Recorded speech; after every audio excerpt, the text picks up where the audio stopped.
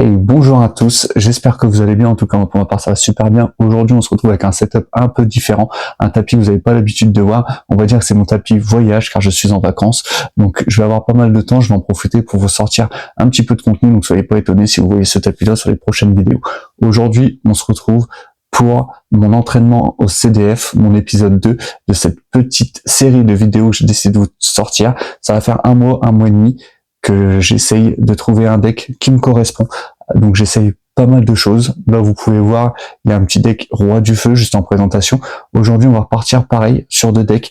Un que je vous ai encore jamais présenté et l'autre que vous commencez à avoir l'habitude. J'ai fait plusieurs vidéos, dont une que j'ai jouée la semaine dernière pendant le dimanche que j'ai fait entre les amis des duellistes de légende. J'ai fait quelques modifications, notamment ratio. Au niveau des ratios, que je me suis rendu compte que je ne fais pas assez de monstres Shadow.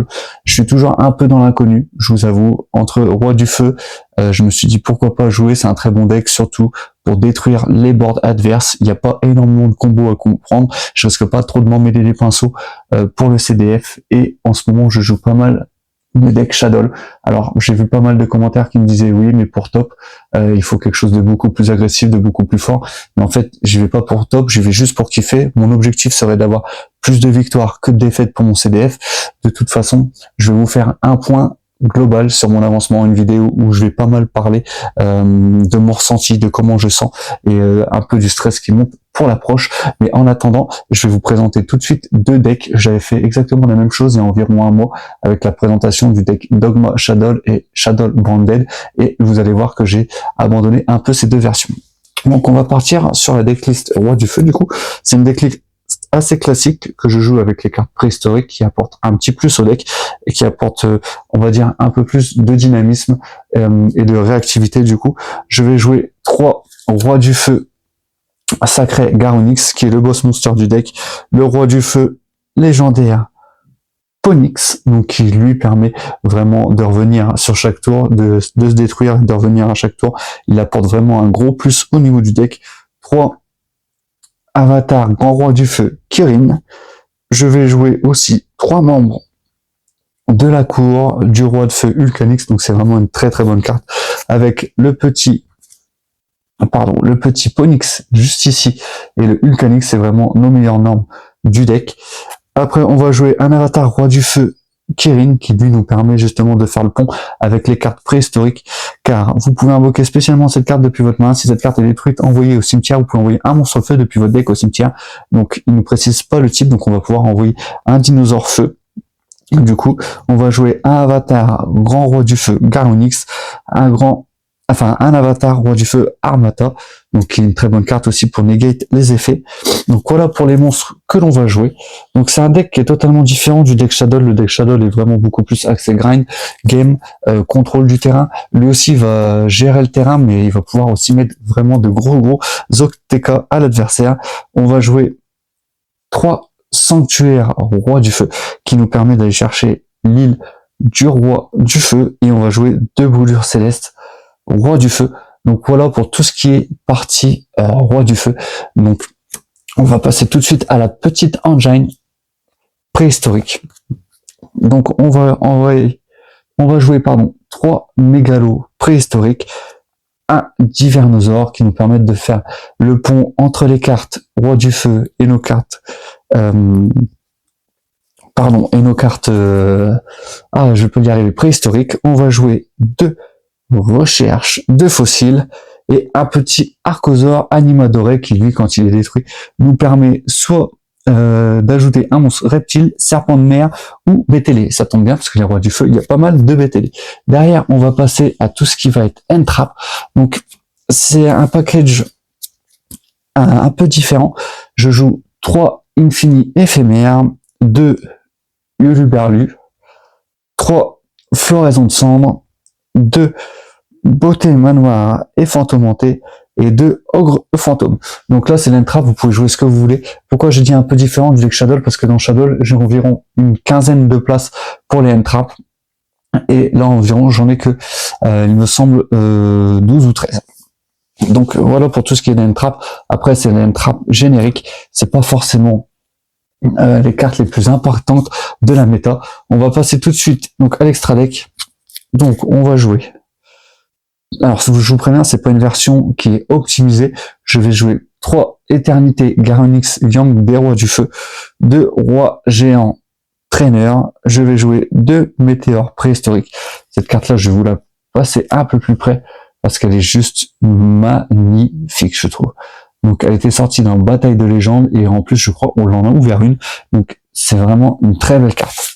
Bien sûr, les 2 astéros préhistoriques qui nous permettent justement de faire venir la météore, 2 charmeuses, une petite prométhéenne, un salamandre phénix et un petit renoncé anima qui peut toujours nous être utile. Donc voilà pour ce qui est de l'extra deck qui n'est pas des plus optimisés. On pourrait ajouter une SP, une IP Mascarena aussi. Donc pour l'instant je teste, je vois déjà si la mécanique du deck me plaît et on verra après pour vous faire une présentation un peu plus poussée. Là je vous cache pas qu'on va passer au deck que je joue le plus en ce moment, donc qui est le deck Shadow. Donc je vais jouer une petite Resh Incarnation Marionnette de l'Aube qui est vraiment très pratique, qui nous permet de réinvoquer un monstre Marionnette de l'Ombre depuis le cimetière et il a 2 autres effets, changer un monstre face verso que vous contrôlez en position de défense face recto ou changer un monstre face recto que vous contrôlez en position de défense face verso.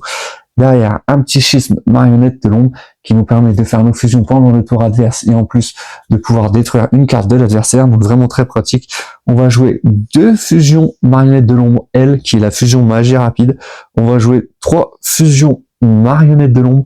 Donc c'est vrai que je vous en ai pas parlé, mais je joue une version Marionnette de l'Ombre Go second, donc vraiment pour casser des boards. Donc vous allez voir, il y a pas mal de cartes board breaker et surtout ce qui nous permet de faire des fusions depuis notre deck si notre adversaire l'a invoqué spécialement depuis son extra deck. Derrière, on va passer au monstre, une bête Marionnette de l'Ombre qui nous permet de piocher, le petit Ariel Marionnette de l'Ombre qui lui maintenant, je vais presque dire est indispensable car son effet que l'on peut faire avec Resh pour réinvoquer un monstre banni et son deuxième effet qui quand est envoyé au cimetière permet de bannir 3 monstres depuis le cimetière est vraiment très très fort dans certains match-up. Donc je vais jouer 2 hérissons Marionnette de l'Ombre qui nous permet donc elle quand elle est flip d'ajouter un monstre Marionnette de l'Ombre depuis notre deck à notre main et d'aller tuto une magie piège si elle est défaussée par un effet de carte. Derrière un petit dragon Marionnette de l'Ombre que je joue toujours pour gérer les magies et pièges de l'adversaire, un petit faucon Marionnette de l'Ombre qui permet de se réinvoquer spécialement. Là, attention, j'ai changé un peu les rations, je vais jouer 3 squamats, parce que la semaine dernière, je me suis rendu compte qu'il m'en fallait peut-être un deuxième, donc, un troisième, parce que quand j'avais les 2 dans le cimetière, je pouvais plus faire grand chose. Donc son effet flip sur le terrain, qui nous dit de détruire, qui nous dit qu'on peut cibler un monstre sur le terrain et le détruire, et si cette carte est envoyée au cimetière, on peut envoyer un autre monstre Marionnette de l'Ombre depuis notre deck au cimetière, donc c'est plutôt très très fort. Derrière, on va jouer forcément 3 Wendy, pareil, c'est le ratio que j'ai un petit peu modifié. Donc on peut invoquer spécialement un monstre Marionnette de l'Ombre depuis notre deck en position de défense face recto ou face verso. Et si cette carte est envoyée au cimetière par un effet de carte, vous pouvez invoquer spécialement un monstre Marionnette de l'Ombre, sauf que là elle reste face verso. On va jouer forcément 3 éclatantes Cartésia, donc cette carte là qui nous permet surtout de sortir notre construct que l'on va voir tout de suite juste après dans l'extra deck. Voilà pour ce qui est du deck Shadow. Pour le corps, comme vous l'avez vu, on va jouer la dernière fois 2 polymérisations. On va jouer 2 chaînes du lutin tranchant et 2 patchwork thrower. Donc c'est vraiment un corps de 6 cartes qui est vraiment très important, qui nous permet de sortir Chimère. Chimère que je vous présenterai pareil dans l'extra deck, qui nous permet de piocher et de détruire des cartes de l'adversaire. Et vu qu'on est go second, c'est vraiment tout ce qu'on veut. Derrière, je me permets de jouer 2 Dinoluteur Pancraceratops. Pourquoi? Parce que déjà c'est une très bonne carte, elle permet de s'invoquer spécialement si nous on contrôle pas le monstre que notre adversaire en contrôle, et elle permet de se détruire elle-même pour détruire une carte sur le terrain, et en plus c'est un monstre terre. Donc pour pouvoir sortir notre fusion chez Kinaga, c'est vraiment très important d'avoir des monstres terre dans notre deck. Derrière, je vais mettre 3 plus du tout gouverneurs des ténèbres. Notre but est de renverser les decks de l'adversaire. Le seul petit problème, c'est qu'une fois qu'on a fait cette carte-là, on ne peut pas infliger de dégâts à l'adversaire, mais c'est pas grave, c'est pas un deck qui a pour but de placer des OTK. C'est vraiment un deck qui a pour but de contrôler le terrain et d'empêcher l'adversaire de jouer. Donc si on a à faire cette carte-là, gérer le board adverse, placer Winda, et ben écoutez, je pense que on aura déjà pas mal de choses. Si on arrive à mettre Abkalon sur le terrain ou Shekinaga en plus, c'est vraiment que du bonus. Derrière, on continue toujours les cartes board breaker. On va jouer 3 super polymérisations, 3 3 Nibiru.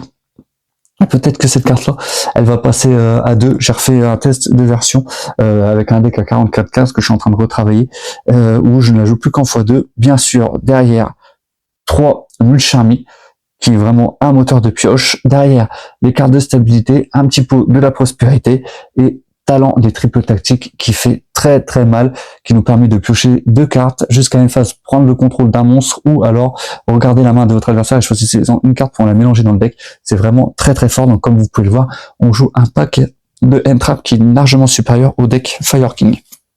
Donc voilà pour ce qui est du main deck. On va passer tout de suite à l'extra deck. Donc là, il y a quelques petites nouveautés que j'ai placées. Donc c'est Access Coder pour faciliter les OTK, parce que je me suis rendu compte que quand j'avais géré le board adverse pour pouvoir mettre un OTK à l'adversaire, c'était un peu compliqué avec mon monstre Shadow, mais en tout cas l'Access Coder fait très bien le taf. Derrière, une petite Sérène, reine des maîtres magiciennes, donc très bonne carte. Derrière, je vais toujours jouer Artemis, jeune fille, Majestueuse, ça me fait trop rire parce qu'on dirait vraiment la fille et la mère, donc qui elle nous permet, en fonction des compteurs magiques à l'autre, de pouvoir invoquer un monstre magicien, donc soit depuis notre main ou depuis notre cimetière. Donc pour sortir Access Coder, c'est vraiment très fort. Derrière, un petit contrôleur de la pesanteur, juste faire attention, on va placer notre construct, bien la mettre dans une zone monstre extra pour pouvoir faire l'effet du contrôleur. Derrière, notre target à super polymérisation, donc un bout dragon, un Garura et un dragon fusion venin infamé. Je me tâte pour rentrer un dragon Stapelia Prédaplante, je pense, à la place du venin affamé. Donc c'est vraiment en phase de test. Je vais voir. Derrière, un grand guignol, la petite Shekinaga marionnette de l'ombre, qui elle, je pense, voilà pourquoi je joue, les 2 Pancraceratops. C'est vraiment une très bonne carte. Une petite Apkalon, marionnette de l'ombre. Le fameux gardien chimère qui fait un gros CA dans le deck et qui nous permet de gérer des cartes de l'adversaire, donc c'est vraiment très fort.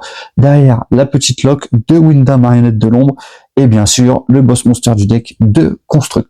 Donc voilà pour ce qui est du deck Shadow.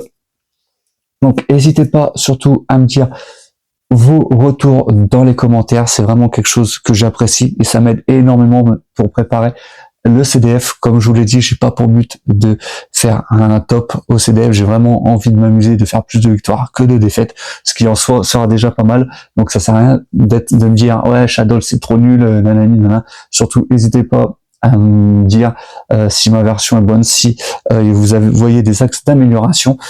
Comme je vous l'ai dit, je suis dans le domaine compétitif, je suis un petit nouveau, je joue habituellement que avec mes amis à Yu-Gi-Oh! Donc c'est plutôt des decks fun, voire des decks rock que je vous ai déjà présenté. C'est rare que je vous montre un deck top méta, je crois que c'est jamais arrivé sur la chaîne. Donc n'hésitez pas à me dire ce que vous en pensez, et en plus je vous apprécie les vidéos, le fait que je vous montre comment je me prépare pour le CDF, donc c'est vraiment une bonne chose. La prochaine vidéo qui va sortir sera une vidéo un peu différente, on va faire un bilan. Je vais beaucoup parler sur cette vidéo, sur moi, mon ressenti, sur comment je me sens pour la préparation au CDF, parce qu'il nous reste plus qu'un mois et demi, mine de rien, et ça passe extrêmement vite. Donc surtout, n'hésitez pas à vous abonner pour ne rien louper des prochaines sorties vidéo. C'était Atlas 510, au plaisir de vous retrouver pour une prochaine vidéo. À bientôt.